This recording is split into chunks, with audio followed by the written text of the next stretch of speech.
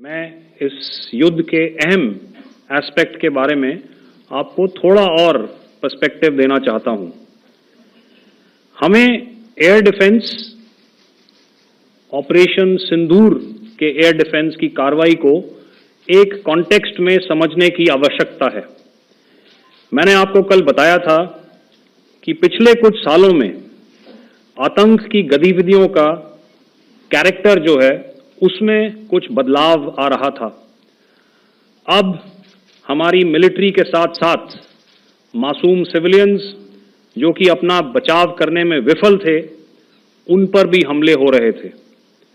2024 में जम्मू सेक्टर में शिवखोरी मंदिर को जाते हुए यात्री और इस साल अप्रैल में पहलगाम में मासूम पर्यटक इस खतरनाक ट्रेंड के विशेष उदाहरण हैं। पहलगाम तक पाप का ये घड़ा भर चुका था।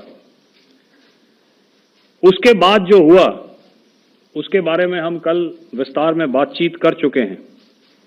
क्योंकि आतंकियों पर हमारे सटीक हमले लाइन ऑफ कंट्रोल और इंटरनेशनल बाउंड्री को पार करे बिना किए गए थे, हमें पूरा अंदेशा था कि पाकिस्तान का वार भी बॉर्डर के उस पार से ही होगा। इसलिए हमने अपनी एयर डिफेंस की पूरी तैयारी पहले से ही कर ली थी। हमारी इन्वेंट्री में शामिल काउंटर मैन्ड एरियल सिस्टम्स,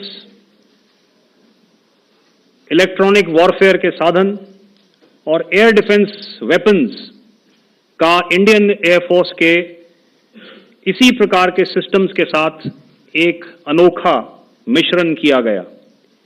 इसलिए आपने देखा कि जब जब पाकिस्तान एयरफोर्स ने हमारे एयरफील्ड्स और लॉजिस्टिक इंस्टॉलेशंस में 9 और 10 मई की रात को लगातार हमले किए, वो इस मजबूत एयर डिफेंस ग्रिड के सामने विफल हो गए।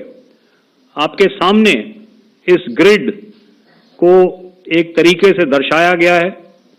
आप देख रहे हैं कि इंटरनेशनल बाउंड्री से कितनी layers, radars, counter unmanned aerial systems, उसके पीछे शोल्डर फायर्ड वेपन्स, हमारे विंटेज एयर डिफेंस वेपन्स जो कि काफ़ी सालों से हमारी सेना में हैं।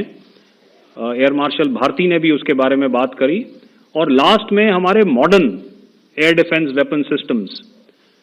तो कोई मौका नहीं था कि पाकिस्तान एयरफोर्स ये मल्टी टियर डिफेंस को पार करके पीछे हमारी एयरफील्ड्स या लॉजिस्टिक इंस्टॉलेशंस को टारगेट कर पाए।